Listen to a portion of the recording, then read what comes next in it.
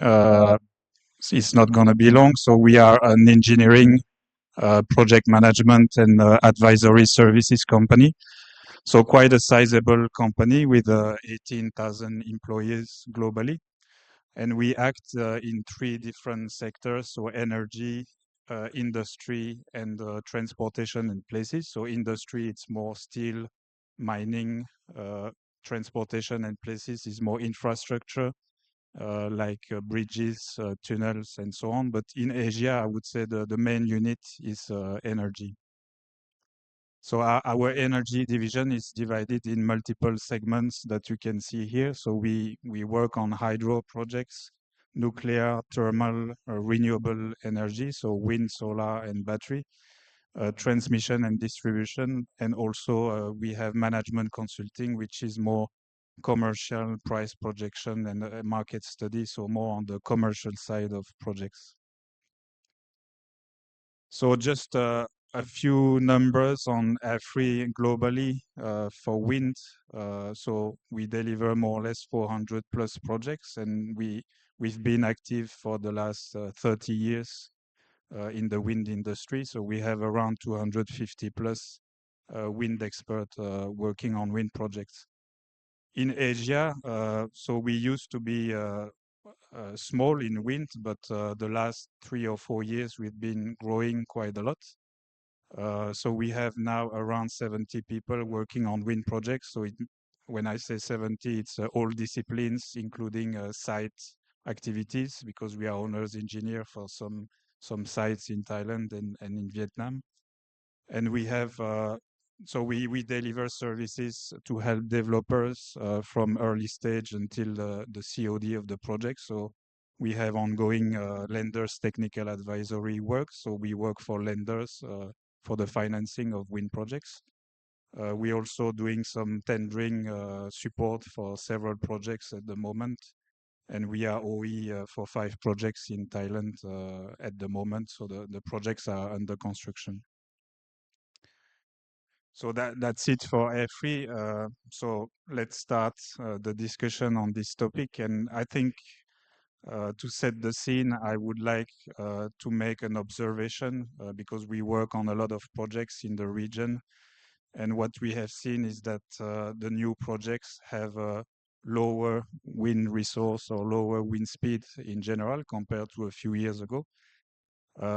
So there is definitely a shift to lower wind speed sites, and probably the growth of the wind industry will now rely on sites that were not feasible long time ago, I would say 10 years ago, but now it becomes feasible, and we will see what are the factors that make these projects feasible.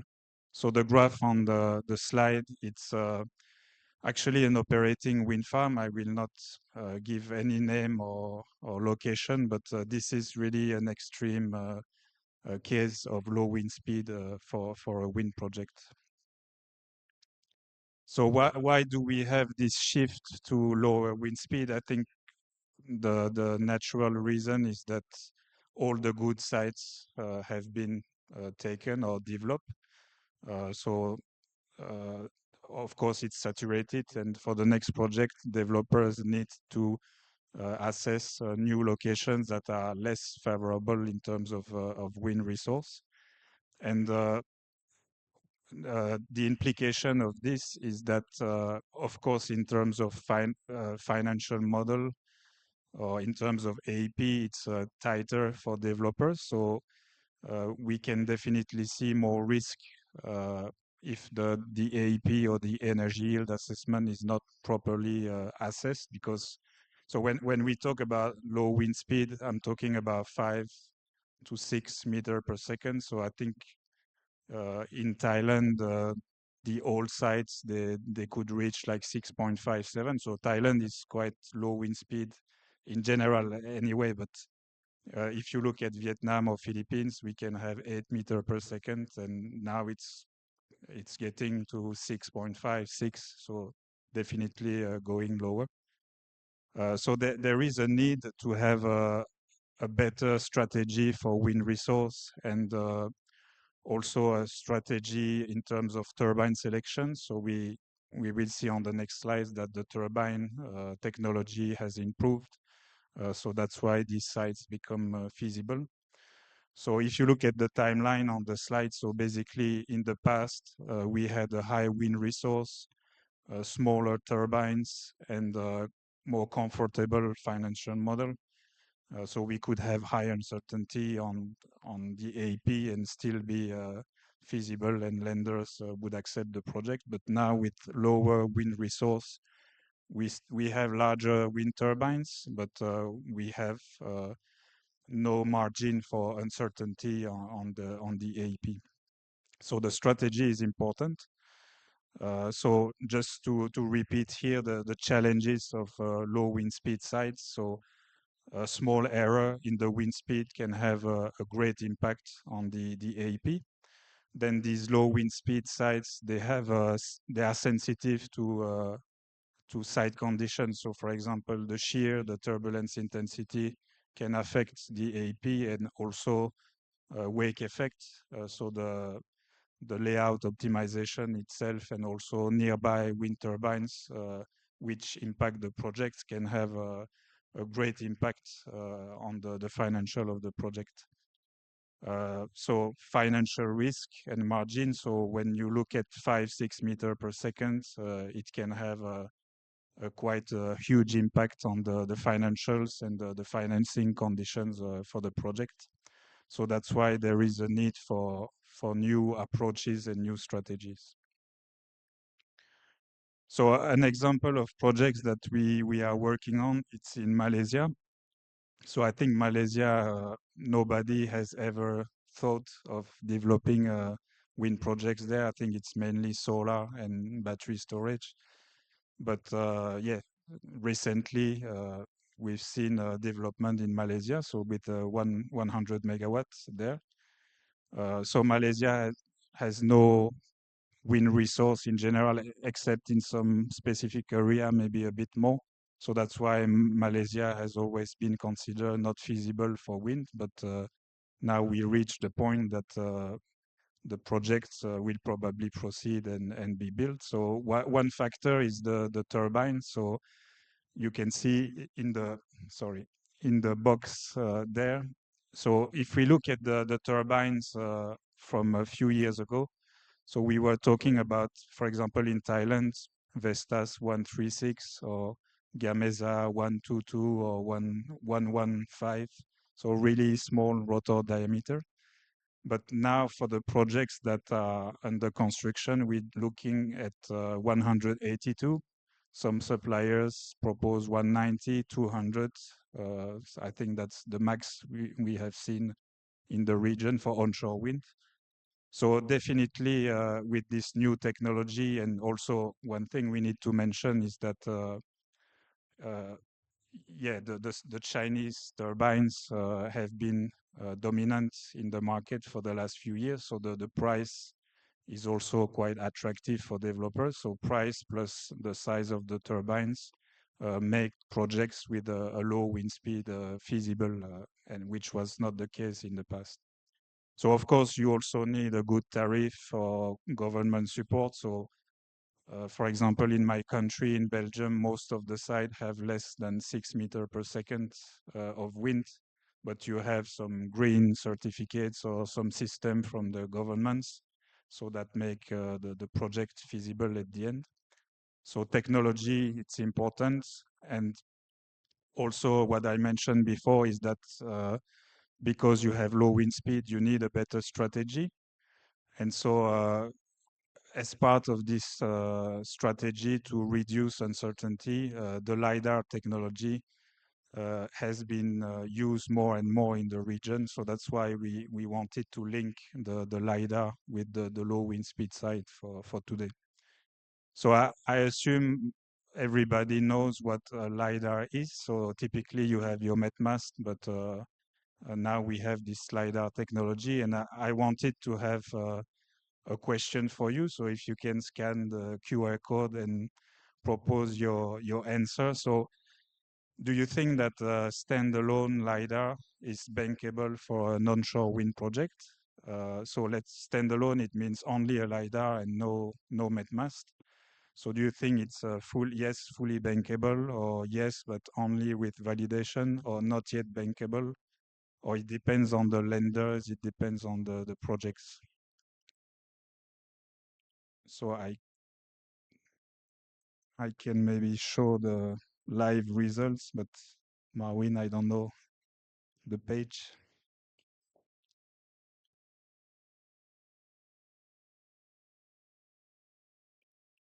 Yeah.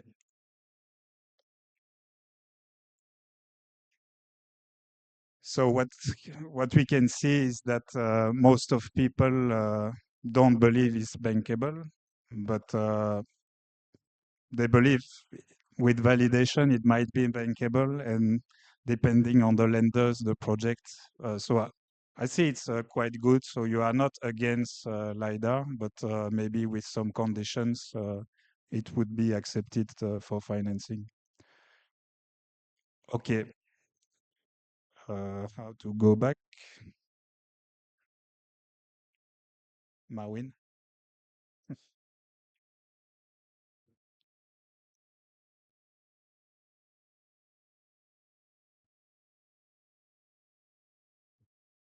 It's this one.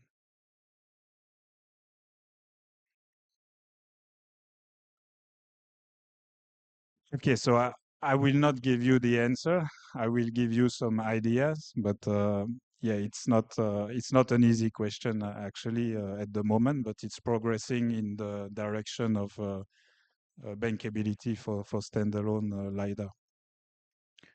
So LiDAR, just I will not explain everything in details, but basically this is a device like a box with a laser inside, throwing a laser beam in the sky, and basically the beam is bouncing against some particles in the air or aerosols. And then when it come back to the device, it can estimate the wind speed and the wind direction. So there are different concepts, different brands, foreign, Chinese. You have pulse LiDAR, continuous LiDAR, or also LiDAR based on the aerosol pattern, so not based on Doppler effect. So there are different technology, and there are also different applications. So you can see on the left side, it's a typical onshore LiDAR, so vertical LiDAR. You put it on the floor, and then you measure the wind on top of the LiDAR at different heights, so it can be up to 300 meters high. Then you can also use this for offshore wind projects. So either you put it on a fixed platform, like the second picture, or you put it on a buoy, and it's going to be a floating LiDAR with some adjustment because the buoy is moving. And then you also have a scanning type LiDAR. So it's not measuring vertically, but in the direction you put it. So it's used, for example, on top of the wind turbines to measure the wind in front of the rotor of the wind turbine. So why LiDARs matters? One example, it's for early stage screening. So when you do a screening, first you will probably buy vortex data. So you can contact Marwin to assess your sites. You can use uWind to do some assessment on your layout and some preliminary design. But basically, at some point, you need to decide and install a measuring device. And the LiDAR has some advantages compared to the MetMast, so it's usually cheaper. Also, to install it is quite quick. MetMast, it can take a few months if you consider the design, approve the design, and then go to the site. And if you have poor weather conditions, it can take more than a month to install your MetMast. Then you also have the permitting aspect. So it's in some countries it's difficult to install a MetMast. The permitting process is complex, so it's typically faster and easier for LiDAR. And then you can also move your LiDAR in different locations. So the MetMast will be fixed for the duration of the campaign, but the LiDAR can be moved across the site quite easily. So LiDAR is something that can be used at early stage, and this is an observation that we have seen in our projects in the Philippines. So the developers don't want to invest in a met mast. They prefer to have a LiDAR, and they can use their LiDAR for several sites, not only one site. So an example is we have a project in Cambodia, but also in the Philippines. But this one is about Cambodia, and the photo is not Cambodia, it's just illustrative.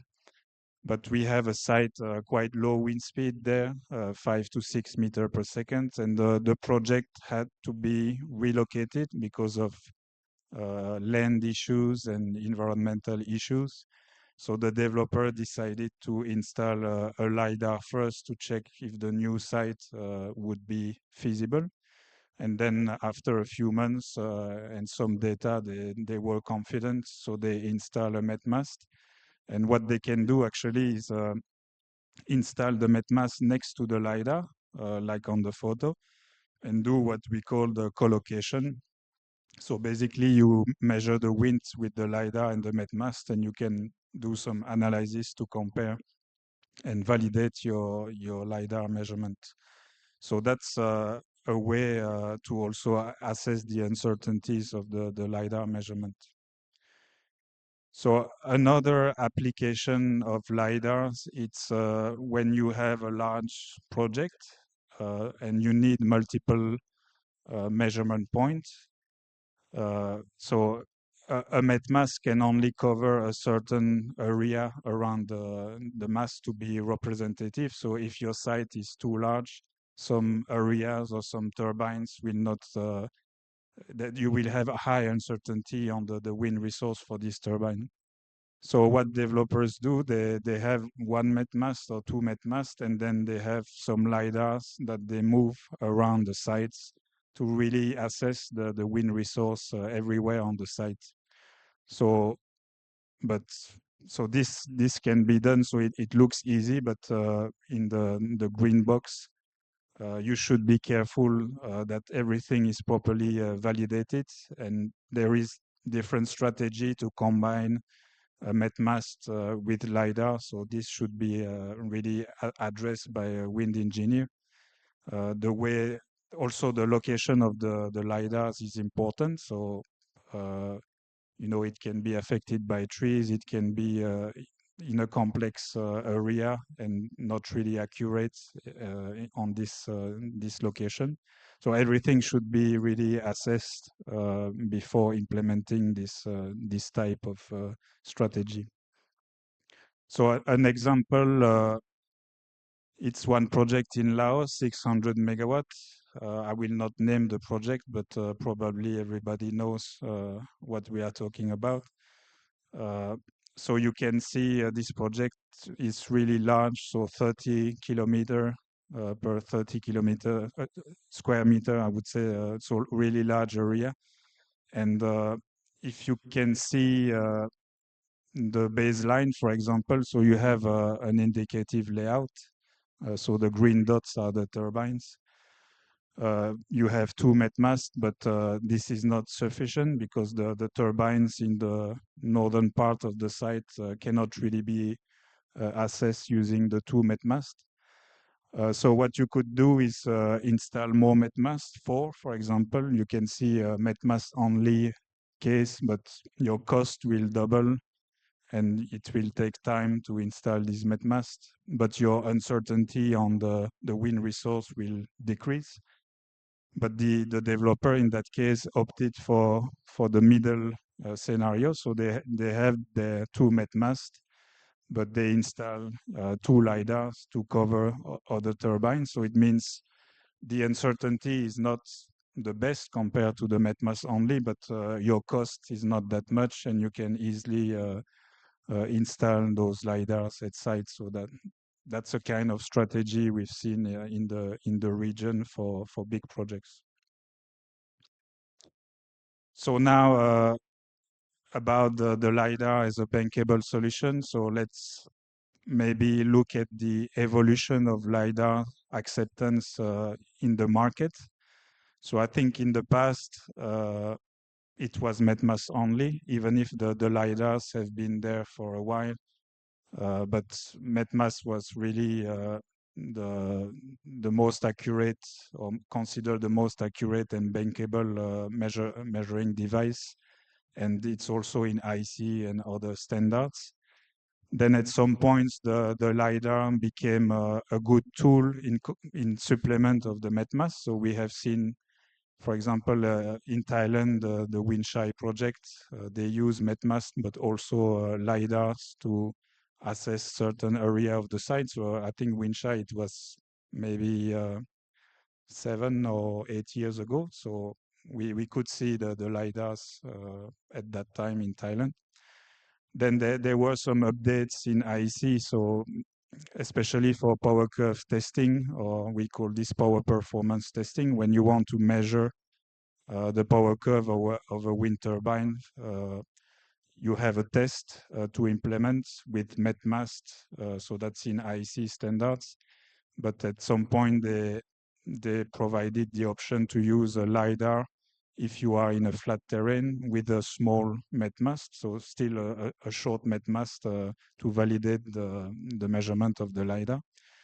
And then now what we see is some lenders are clearly pushing for the LiDAR to be a bankable solution. So I think it's not fully, because the experience we have is that some lenders are okay to finance the project based on a LiDAR, but they still required a MetMask maybe at a later stage. So you will have a condition subsequent in your financing agreements, but they are okay to finance, and then we validate the EYA a bit more with the MetMask at a later stage. So it's not fully accepted, but we have some cases where the LiDAR has been pushed by lenders. But one thing I wanted to mention, and I think it's an important point, is that the wind data are not only used for the AEP or the energy yield assessment. The wind data are also used for the load assessment, and the load assessments are done by the OEM, or the wind turbine suppliers. So the wind turbine suppliers also need to agree if there is a project with a LiDAR only. They also need to agree to do this load assessment and to confirm the suitability of the turbine model for the site based on LiDAR. And what we have seen in the market here is that most Chinese suppliers agree with LiDAR data. But in Europe, it's not the case. So we have recently Nordex publish some guidelines. So they are okay to use only a LiDAR to assess the loads, but only if it's a WindCube or a ZX LiDAR, and they have a list of conditions, so the terrain, complexity, and so on. Because the LiDARs so are not so accurate in complex terrain. So typically you need to correct the data during the campaign or after with CFD, computational fluid dynamics software. And also you have this problem of turbulence intensity. So LiDARs measure the winds in a volume on top of the LiDAR and not on a single point like an anemometer.